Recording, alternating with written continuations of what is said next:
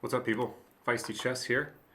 Let's go with d5 against d4. We've been paired with Igor Pushkarev on Lichess, 1510.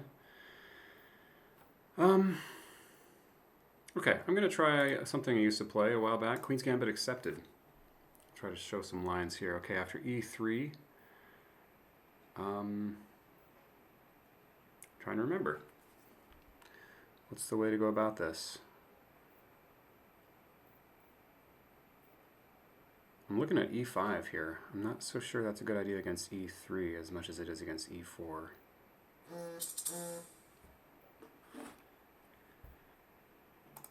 Let's just develop knight f6.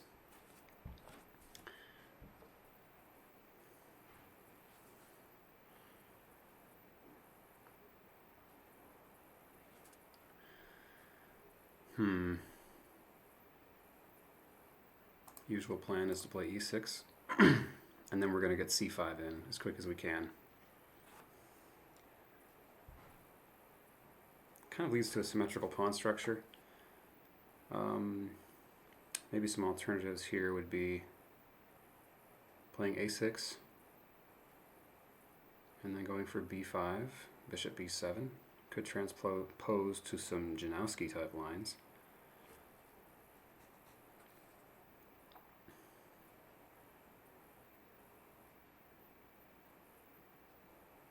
Let's do that.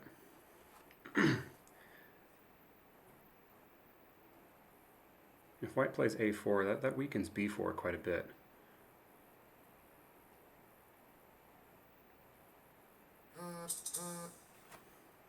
Excuse my phone there.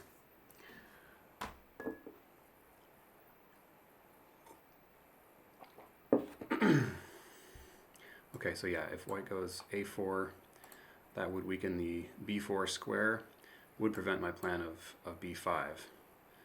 But, okay, white is taking some time to think here. Okay, let's go ahead and execute this plan, see where the bishop wants to go. b3. And our bishop wants to come to b7. Let's do that right away. We've got a good lockdown on the light squares in the center. Bishop and knight cooperating to prevent white from pushing either of those pawns forward. Now comes a4.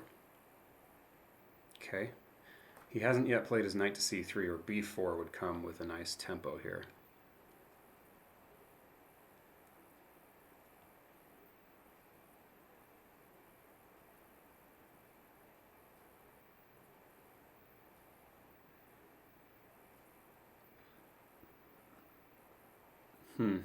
Not sure how much I care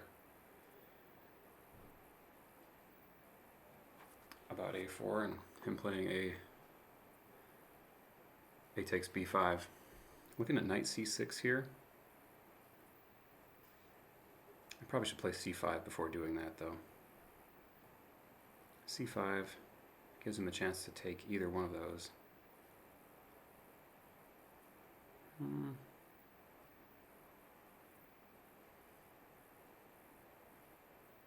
b4 seems good. Yeah, b4, and if he doesn't follow up with a5 immediately, I'll probably just be prone to play that. Securing a bit of a space advantage on the queen side. Okay.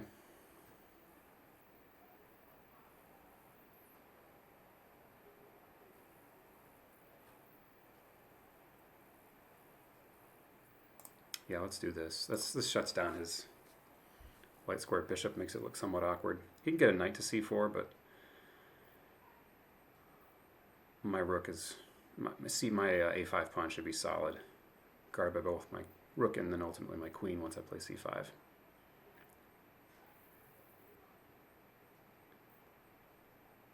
This does allow him to sink a knight onto e5.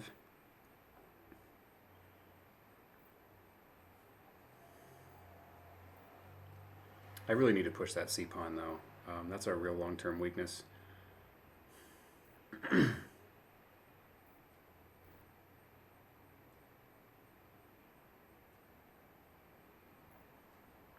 I had another game in the Janowski variation where I did end up taking on c4, pushing b5, similar to this. And if the c pawn is allowed to get rolling, we saw how quickly that can just crush white.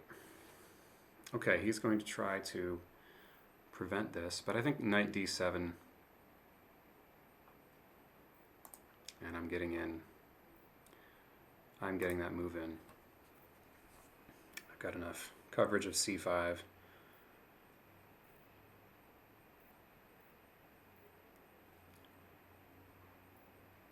He can go knight c5, sorry, knight c4. I'm preventing knight to e4, but I'm expecting this to be white's next move. And then I'll just follow up with c5.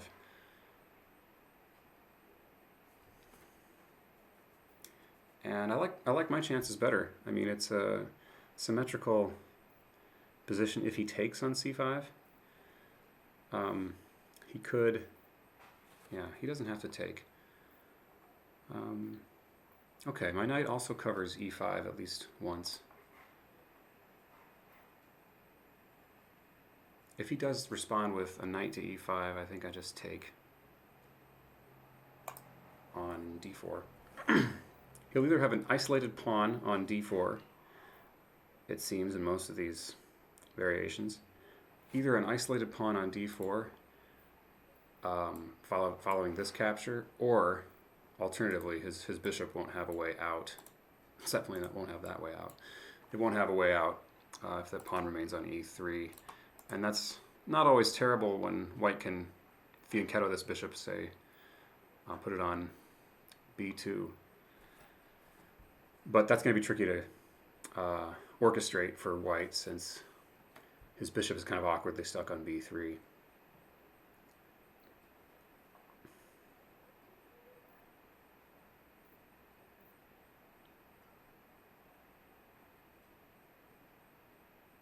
I could also have the idea of bishop to a6 here, but once he moves his rook from f1, that knight on c4 is no longer in a pin. This idea here, he'd probably just slide his rook over here, and look at that. It's like I moved that rook for him. Okay.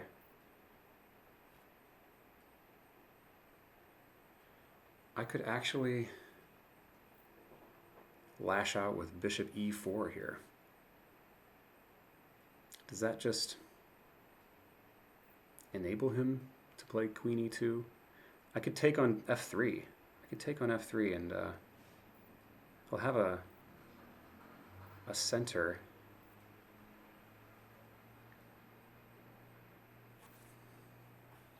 Okay, I'm really considering bishop takes f3. I mean, the bishop is an awesome piece on b7 here.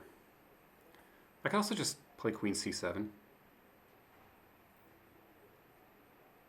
But that would put my c-pawn in a pin should his knight move.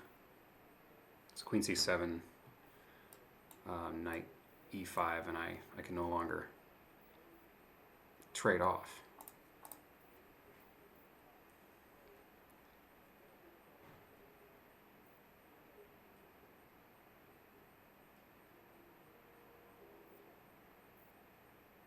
Okay, I think I got my plan here. I'm going to take on f3.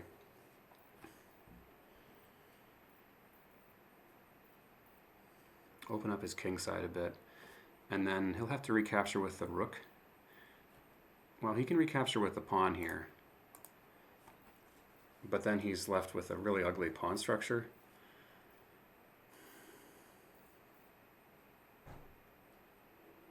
And I can just play for simplification at that point. Maybe knight b6. Okay, now bishop c5 comes with a nice tempo.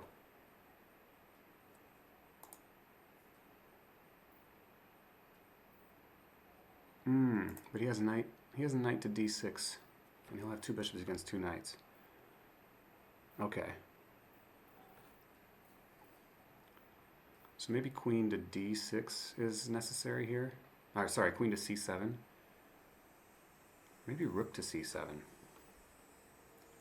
Oh, he still has knight knight to d6 in that case. No, he really doesn't. He really doesn't. Rook to c8. Let's look at this. Rook to c8. Knight d6. I just take it. He doesn't have time to recapture the bishop because his queen is hit by my rook.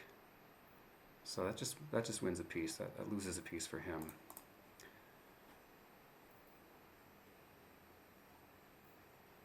Queen to c7, however, watches d6 directly, which I like.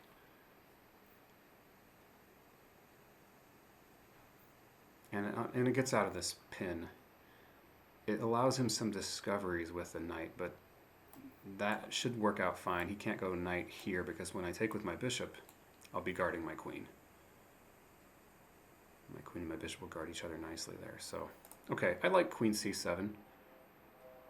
And then I'm ready to play bishop. Bishop c5 pretty soon. Or at least bishop e7.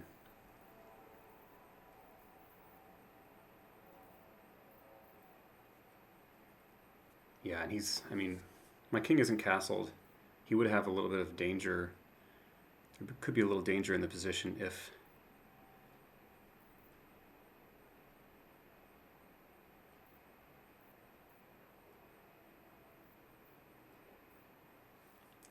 he had more pieces mobilized, but he can't use his second bishop or his rook.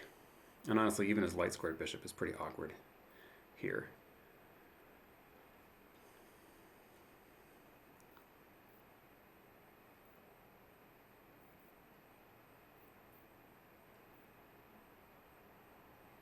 Now I've got maybe ideas of knight b6.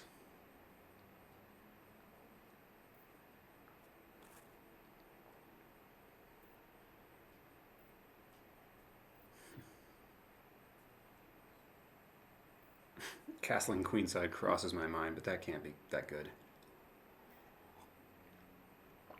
Not at all.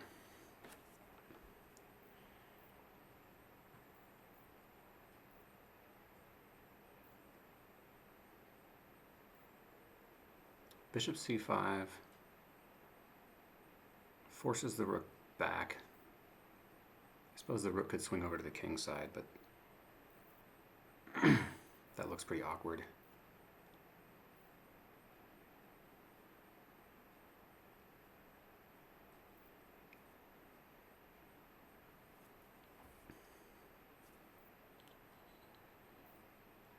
So white has the two bishops, but we have a better pawn structure and more space for the time being. And our pieces are coordinating better. Okay. I still like bishop c5. I think I like it even more now. Oh, he wants to really enforce this knight check on d6. Bishop c5, knight d6, however. What if king e7? I suppose that leaves him knight b5. So here's the line I'm looking at. Bishop c5. Then he wants knight d6. This is the point of queen d1. But then I can threaten that knight and have three attackers on it. But then the knight can come to b5, hitting my queen, and I don't have time to take his rook.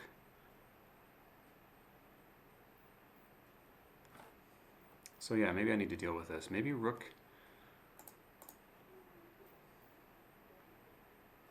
to a6. It looks kind of awkward, but rook a6 makes some sense, and I will get bishop c5 in. He's too slow to mobilize his other pieces. So yeah, I'm going to go rook a6. Just got to see what white is up to here. He really wants knight d6 check, but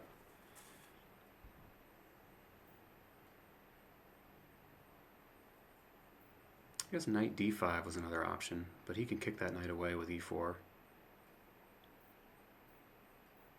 Yeah, I'm happy with rook a6.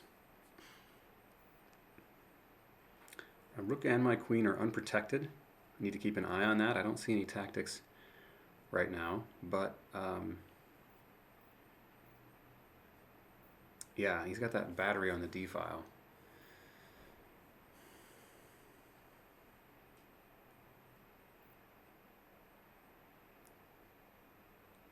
My knights kind of hold things together on D7.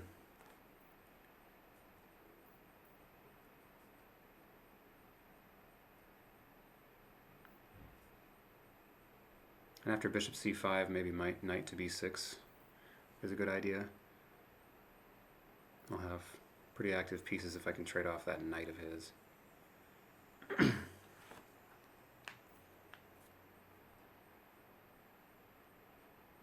also have ideas of e5. I haven't considered that.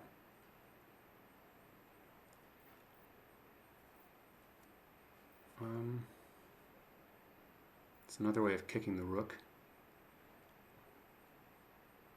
So, for instance, if you try something like bishop c2 here, e5 is good. Alright. Well, this allows me to hit my bishop towards a more sensitive diagonal now. If I play bishop c5, now that he's played e4, I'm not just chomping on this pawn structure, but I'm looking at that f2 pawn with possible tactics. Bishop takes f2, and then queen takes h2 check. That looks tasty. E5 would also shut down a lot of black's options here with tempo. So e5, the rook goes somewhere, backwards presumably, and then h6. I guess his bishop will come to e3. Okay. I like getting another piece out. I'm going to go for this move I've been looking to make for a long time. Finally winning that tempo on the rook. He goes to d3 instead of d2. He wants to keep a chance for his bishop to come out, but now I'm looking at this sacrifice. I am kind of salivating over this. I don't know if I have enough to really justify this. So where's he going to go after queen h2 check? I mean,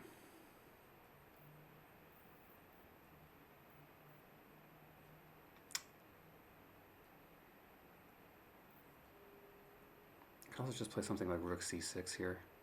That makes a bit of a threat with bishop f2. But no, seize our moment here. This is the time to calculate these things. So after bishop take, king take, queen takes h2, probably king e1. What's my follow-up? I guess I can follow up with queen h1 check. But f3 is well defended.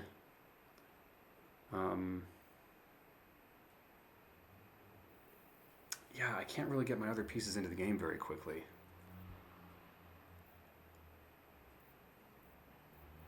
I could play queen h4 with a check, possibly.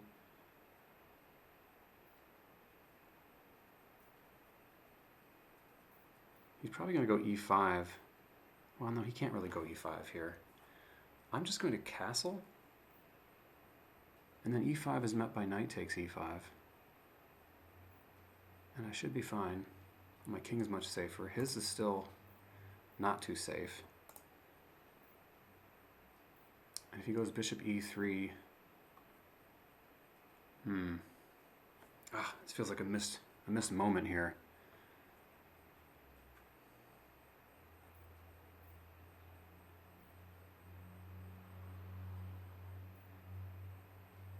I just don't see where my pieces come in.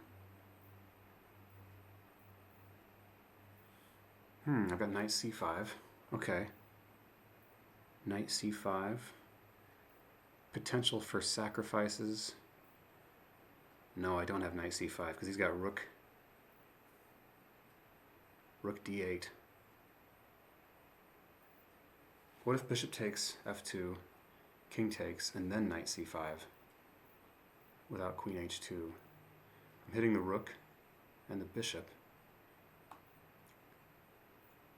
He can easily safeguard the rook, and I can take the bishop. We've just traded some pieces. I'm going to castle. I've used up enough time looking at that.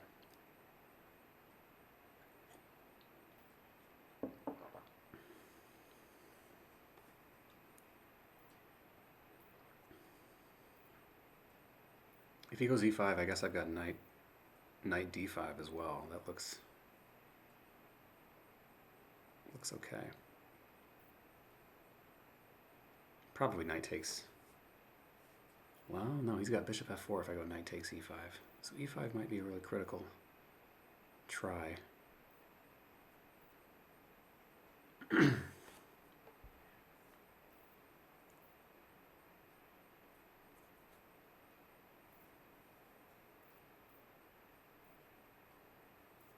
I've also got other piece sacrifice ideas. If e5, knight takes e5.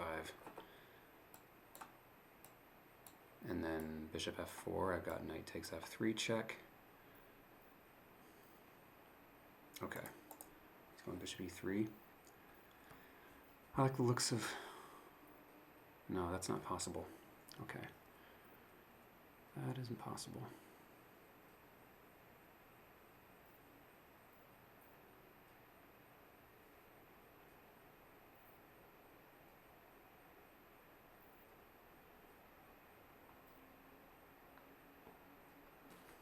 Okay.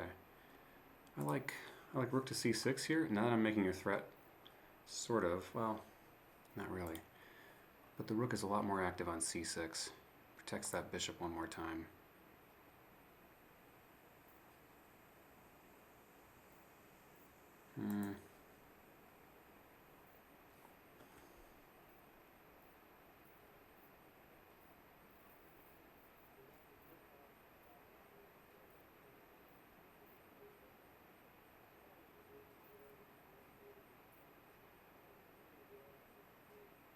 Okay, let's do that.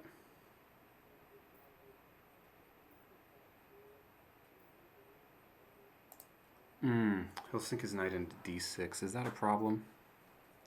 Is that a problem?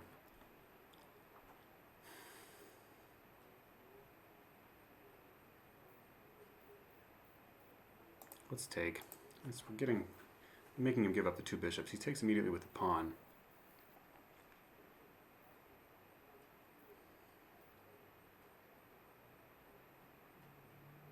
Now rook c6 looks pretty forcing.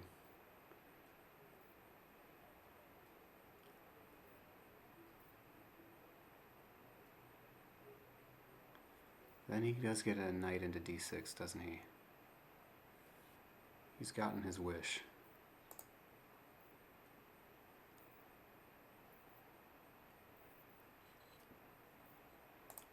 Okay, knight e5. Knight e5 looks good here. I can swap off that knight by force, okay? And I could swing my queen over to the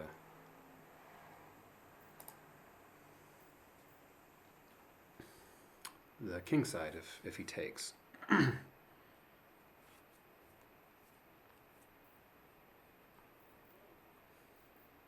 Still looking good here. Happy about this. I'm low on time, as per usual.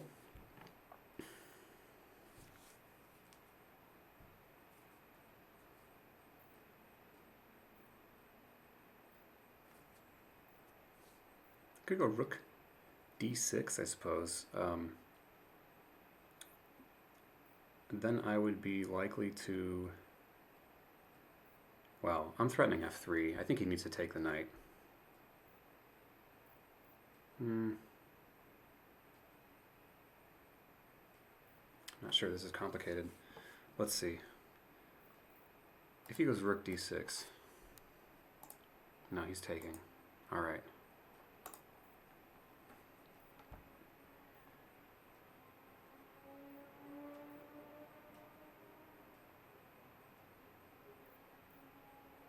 Can throw a check in. I don't think that really helps me though.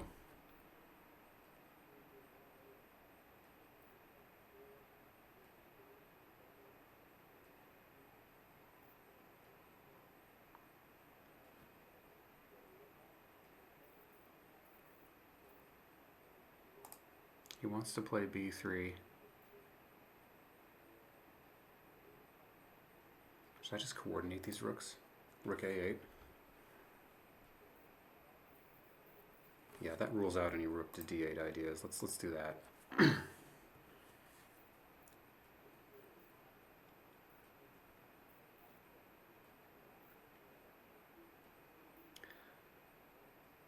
I've got knight takes e4 if I want to get real feisty with a sacrifice.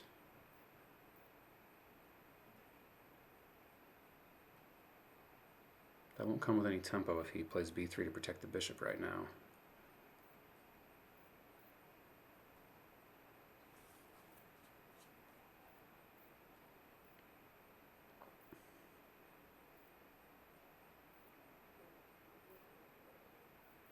Okay, I could also go for like queen c7 and then planning to bring a rook to d8.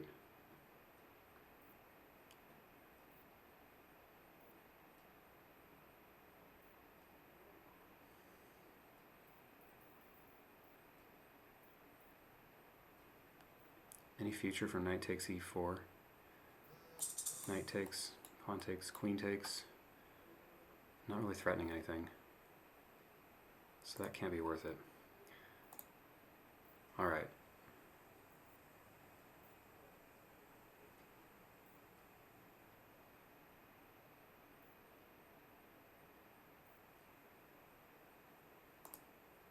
Okay, I'm going to back up here. We're going to challenge him on the d file. I've just had enough of him dominating that file.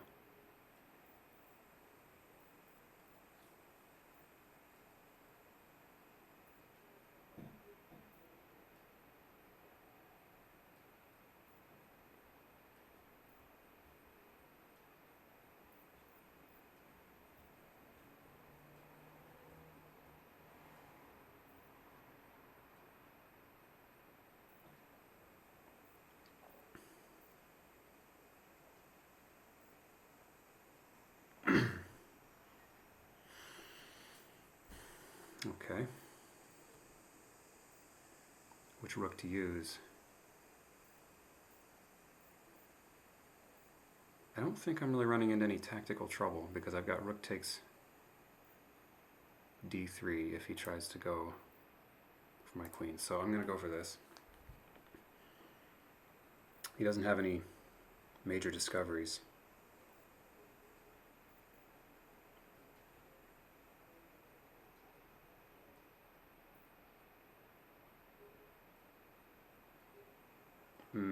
No, I'm looking at e5. Might have to go knight d5.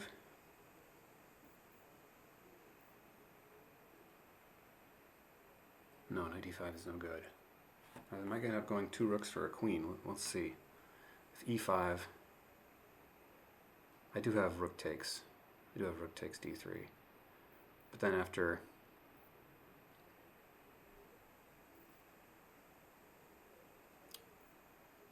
after bishop takes on d3, I'm in trouble. So e5 looks very critical here.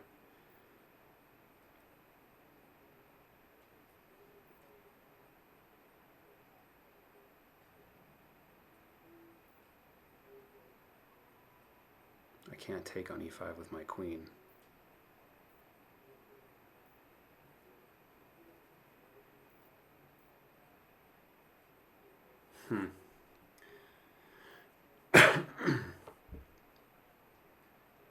Should have gone queen e7.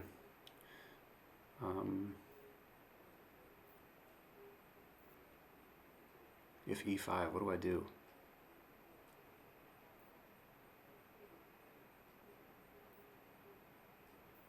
I guess it's fine. I can go knight e8, and that should be safe there. Knight e8. That might be the only safe square for my knight. Oh, he's going for this. Okay, this is not one I had seen.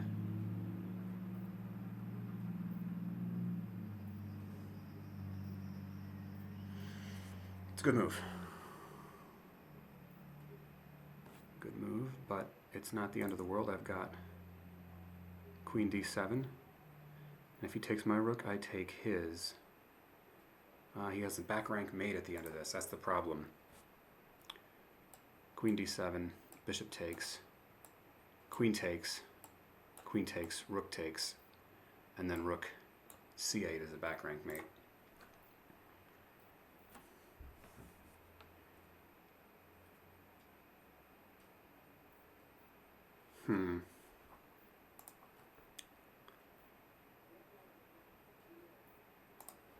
Alrighty.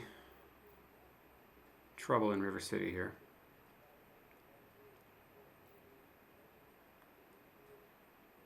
Let's do this and play for some kind of fortress. How do I want to take? This way. Rook and knight versus queen. My king is a little bit safer, but that queen on the board makes a much bigger difference for king safety right now.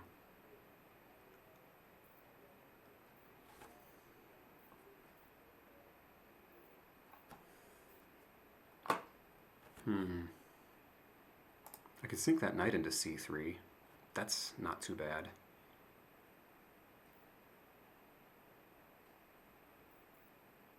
If I take with the knight now, though, he's got queen d1, doesn't he? And my knight's going to be very vulnerable.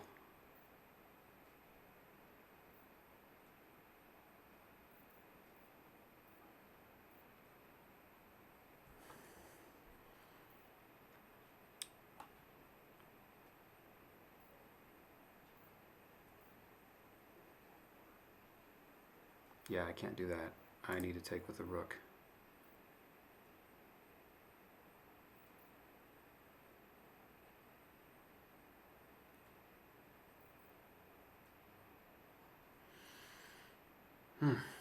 Okay. He's got queen c6, but I think I'm okay with that after, say, rook d8.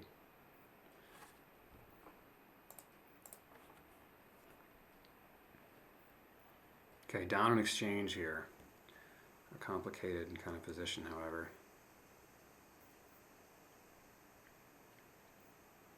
I am hitting e3 at least.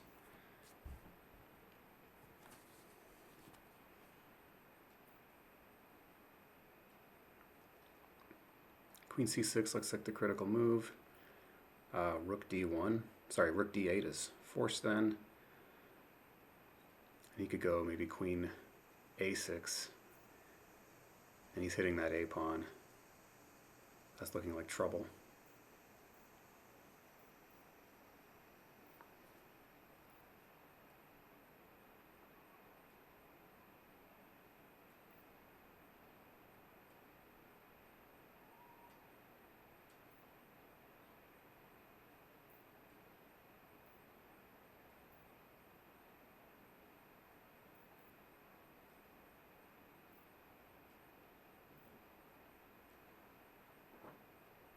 I need to solve my back rank issue as well. If he goes e4, I'm happy with knight c6. That at least keeps his queen at bay for the moment. Also threatens a fork that he's certain to see.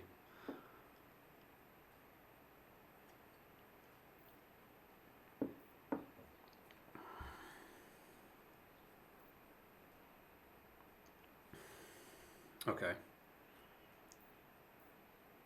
Yeah, this makes sense.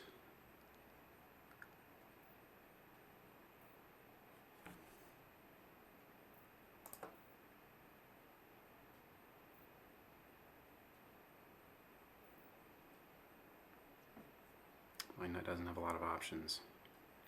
So c6 it is. He can't take a4, a5 immediately. My next order of business might just be to play h6, get a little bit of left.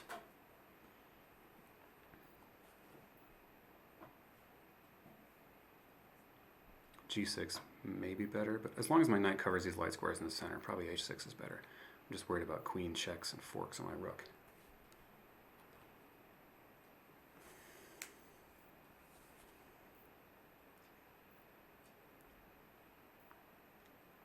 setting up this kind of pawn system against the queen is nice because your king has two options of which squares to hide on.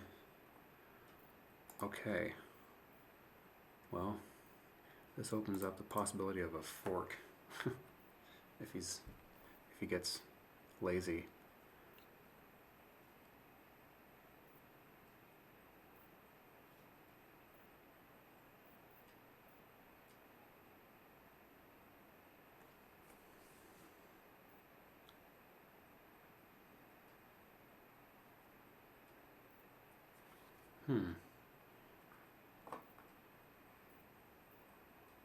This looks like it might be creating some weaknesses.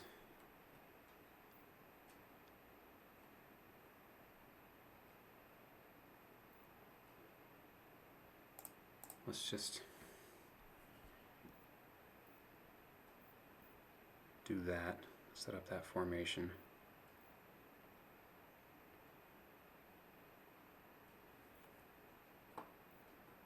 Okay.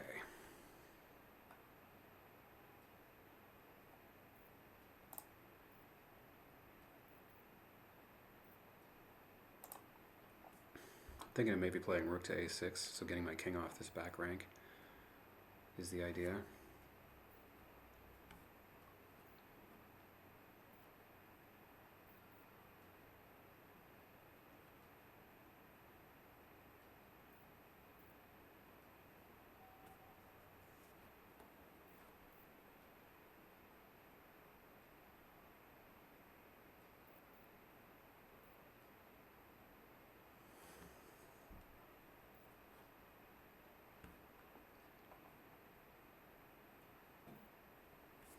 Yeah, we're just going to sit tight in this fortress. Okay. That blocks off possibilities of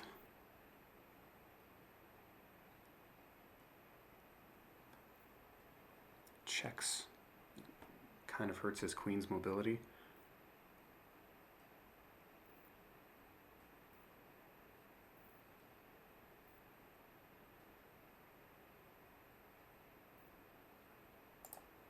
Let's just get over here.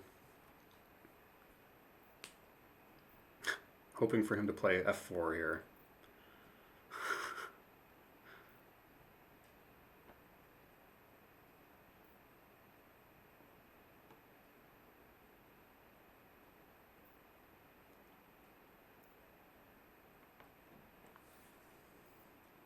The position is hanging together by a thread. But as time ticks down, I've got some chances for white to screw up. Got an active knight. I got a structure that's holding up for the minute. He goes for this. Does he see some kind of...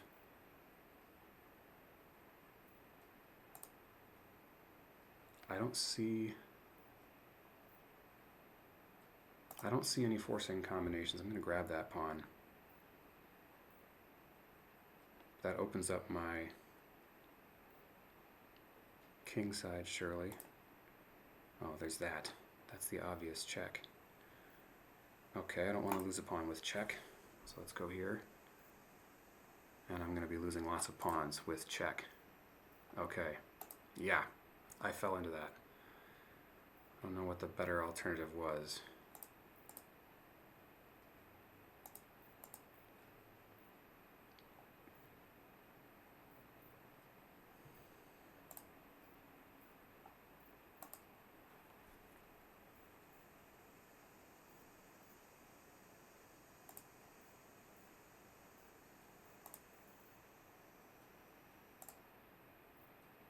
Let's just secure things with a knight in the middle. That prevents a lot of checks that white has, at the very least. So this isn't looking good, obviously.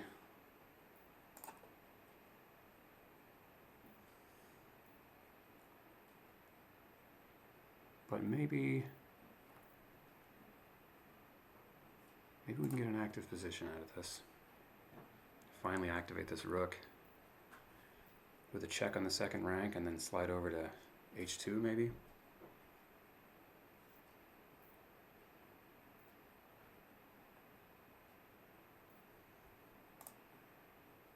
Let's do it.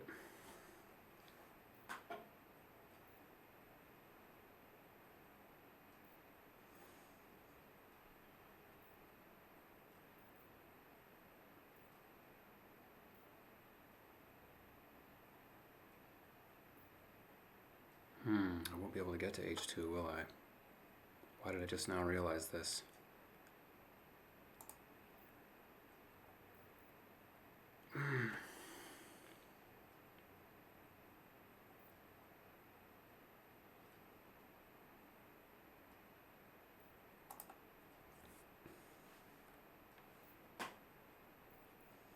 We'll try to blockade the pawn here.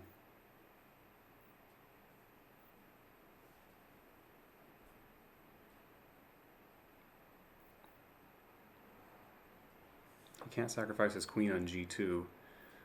For instance, queen g2 here, I take, he takes, my knight can come to stop that pawn. That's something.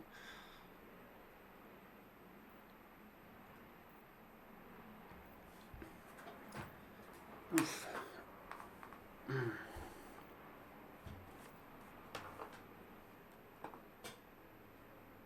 queen h1 here.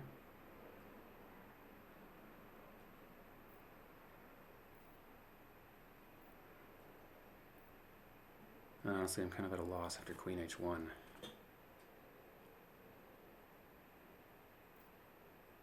Okay.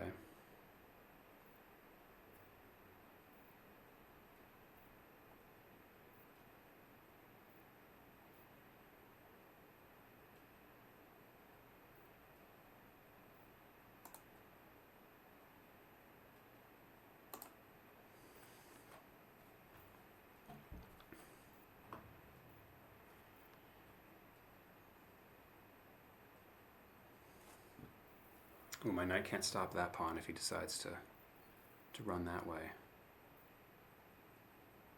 That is a problem. It's a big problem. That pawn is a goner if I try to block with the rook, for instance. So what to do?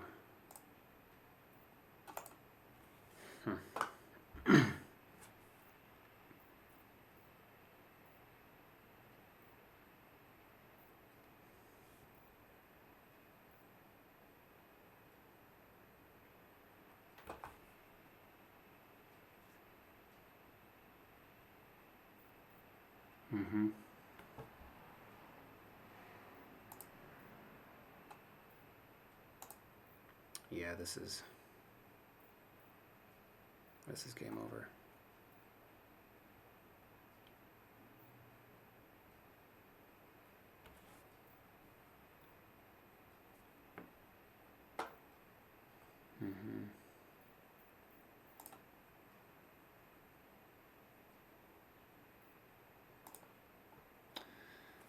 Okay. Where's the resign button? There we go. Nice game, Igor Pushkarev. Let's jump back to the end.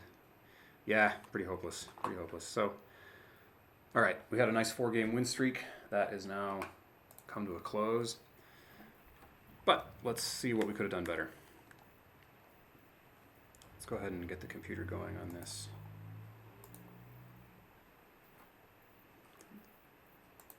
Sort of turn it off while it's doing that. Is it still going? I guess I gotta turn it on. I think it's still going. Looking at the opening. Book moves.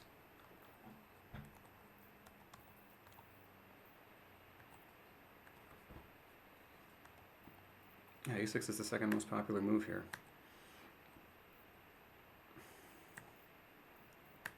Bishop d3, a4. We're still in the book. b4.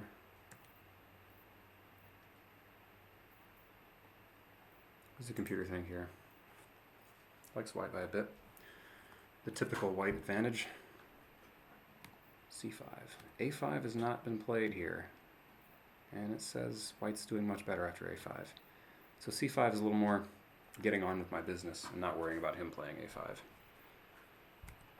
Okay. But that's the kind of thing at our level. It's not going to make or break the game. Queen c7, knight d7, knight here. Now maybe bishop e4 would have been a good idea. Keeping on with c5 as I did. Yep, queen c7. Oh, it doesn't like this. Well, yeah, it says queen c7 and black is looking good. I was worried about not being able to take here, but I suppose that's a minor worry. Not something I should have been concerned with. Of course, when you give up the bishop pair, the computer always likes the side with the bishop pair and kind of evaluates that as a static advantage. I don't see it as a big advantage here. So we'll see if that advantage maintains itself after the trade of bishops. It likes e takes d4. Freeing this bishop is more important than this structural damage. I would agree. I think getting this bishop out to someplace active is more important than an isolated d-pawn and these 3-pawn islands. Those two bishops, they are on the board, but they don't give you an advantage unless you give them room to move. So, yeah, I think the computer's evaluation of two bishops in that case is good. But he has to be willing to give himself some pretty bad structural damage, right? 3 isolated pawn islands, one of which is double pawns. Compare that to these sound-looking puppies right here. My nice little structure. So, okay. Rook takes, queen c7, bishop c5. Oh, it likes bishop c5 right away. It says don't be afraid of knight d6. What's wrong with knight d6 here? Bishop takes d6, rook takes d6, knight d5. Oh, winning the exchange. Cutting, yeah, cutting off the rook's escape. There's a pawn coming with this exchange, but and black has the 2 bishops. I'm not convinced that. Sorry, white has the 2 bishops. I'm not convinced that the pawn advantage, that the advantage is as great as 2 pawns as the computer says here. But okay, I'm in a habit of missing tactics that benefit me actually. So calculating a line and thinking. This line here, I rejected this because of knight here, and I thought maybe I can double attack that rook and that knight, but he's got this escaping move, knight to b5, which hits my queen, so I don't have time to take his rook now. This is still good for black though, queen e5, huh. I've got a lot of pressure on that rook. Rook goes back to d2. What about this? I suppose that just shuts down the dark square bishop even more. Queen f5. Bishop c2. Queen h3. And now you finally have to move that rook somewhere. Well, not yet. Bishop e4. Huh. Interesting. Okay, it's going a little deep. But what I didn't see was that after taking, rook takes, I have this idea of knight d5. I often do this. I forget about these line closing tactics to trap rooks behind enemy lines and win the exchange. Still, it looks dangerous. I'm not castled yet, and after all of this, he does have a pawn for the exchange. Yeah, I guess I'm castling next move, so there's nothing to be afraid of. And his second bishop and his rook are not active yet, so. But long term, those 2 bishops will be a force. So I wouldn't count white out. But if I had seen that, I probably would have gone for it. The problem is, the point is I didn't see it. So rook here, that's not bad. That prepares bishop d6. And now it's just a dead even position. Okay, bishop takes e3. It likes black a lot better now because white's given up his bishop pair. Knight c5. Oh, I missed knight c5. I did miss that. Okay. But knight e5 was... okay, this is a moment where I was looking at a lot of one or two lines very particularly and looking very deep. And this is a problem I've noticed in my chess. I look very deeply without looking broadly first. So there's lots of moves I missed, right? Knight c5 is not even a move I'd considered. And actually knight e5 wasn't a move I'd considered until relatively late in the game, and I thought, that forces the trade of this knight, which is really bothering me. And knight e5, I didn't look at it too long, but I realized it was going to be good enough, so I went for it. But knight c5 never even crossed my mind. So I could win the bishop. Let's look at that line. Knight c5, rook d2, rook c6. Not even taking the bishop, huh? What if it takes the bishop? Still a good advantage.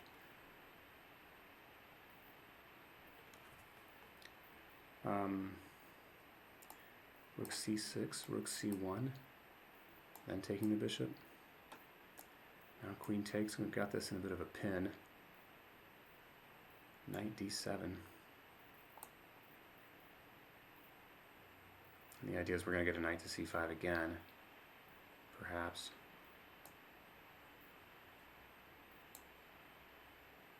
Rook f1.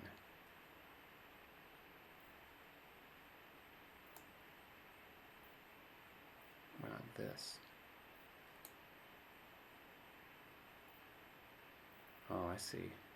That's some crazy tactics. Rook f1, and then if I take here, he can just take here. And my rook is hanging, so I don't gain anything from that transaction.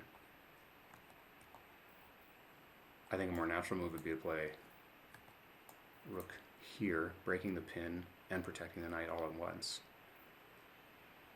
And then knight c5, hitting the queen. Knight d2. Wow, this is wild stuff. But this favors black, apparently. So rook... Oh yeah, that more natural move of rook d to c2 loses a piece, loses big time. Okay, back to the game. Knight e5, trades. Black has a bit of an advantage. My rooks are a little bit discombobulated. It likes rook c6 better.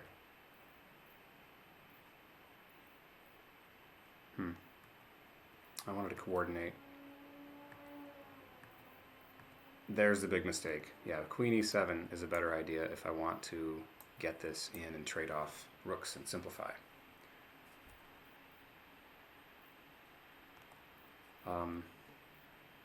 Actually, rook a to d8 would have done the trick. I picked the wrong rook, and it had such a huge consequence, because this is equivalent to losing a piece. I picked the wrong rook. I wanted to...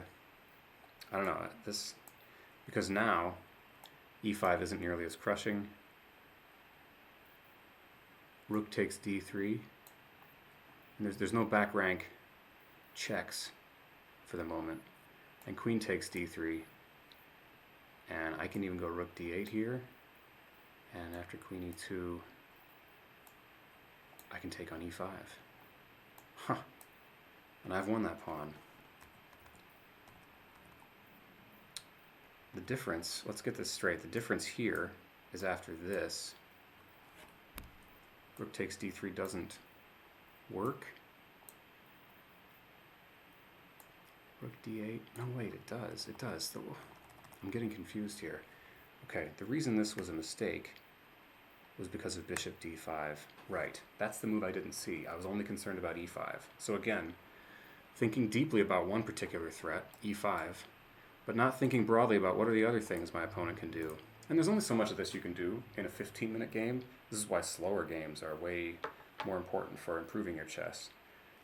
because you have actually time to exercise the mental habits you need to exercise. So removing this rook from the a8 square so that this doesn't mean anything, that's the key. Yeah, queen b6 and now, yeah. That's the key. It's not about checks. It's about having a rook on this square for the bishop to target. But I did not see that option at all. I mean, I looked for discoveries that the bishop had, and I was like, no, there's nothing good here.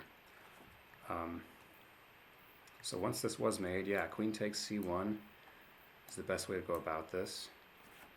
And then he takes d5.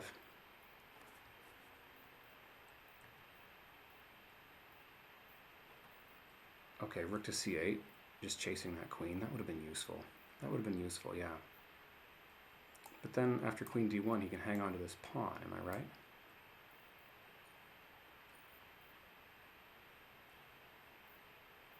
Black is, I'm less concerned about that extra pawn. I mean, white's just winning here. Black needs to take some chances and grab up the pawns that he can.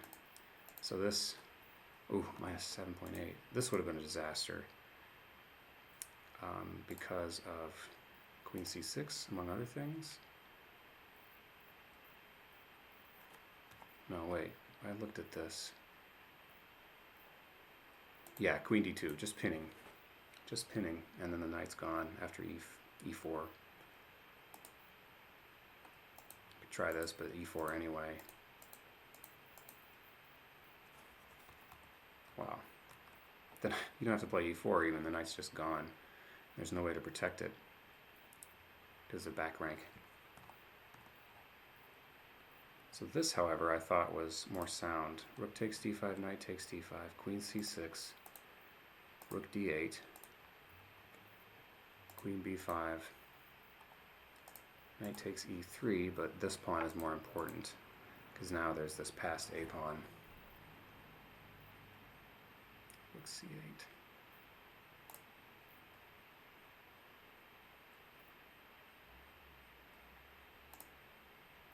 Going for the check immediately would be a big mistake. And now the knight is attacked, and so is my back rank.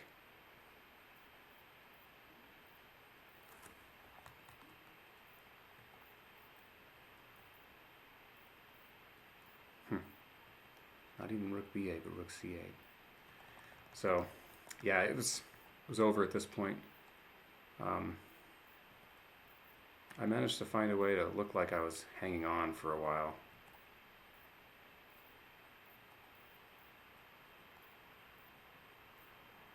Yeah, f takes e6. There's nothing better. So well played in the ending by my opponent here, by Igor Pushkarev. Okay, what have we learned from this? Breadth, not depth. It's one of the most important chess lessons I've learned in my whole life of playing chess, is look broadly before you look deeply. You can spend a lot of time looking at one line and really understanding that line. And if that line is the one that ends up being played, you might be able to play moves quickly and play good moves. But if you don't take that time to stop and say, okay, what's possible in this position for me, and then the next move for my opponent, you're going to miss stuff, and that means you're going to make mistakes. So I missed two things here. I missed bishop d5 after rook f to e to d8, and I also missed a move of my own that I could have made to swap off that bishop earlier in the game, which wasn't as big of a mistake, but it was just, again, it illustrated that I didn't even see this possibility. So, knight to c5. Okay, thanks for watching, folks. Hope you're getting something out of these videos if you're watching them. I'm getting a lot out of playing them. So, and I'm trying to use more arrows so more people can kind of understand what I'm talking about if you're not completely fluent in chess jargon yet. So, thanks again. Stay feisty.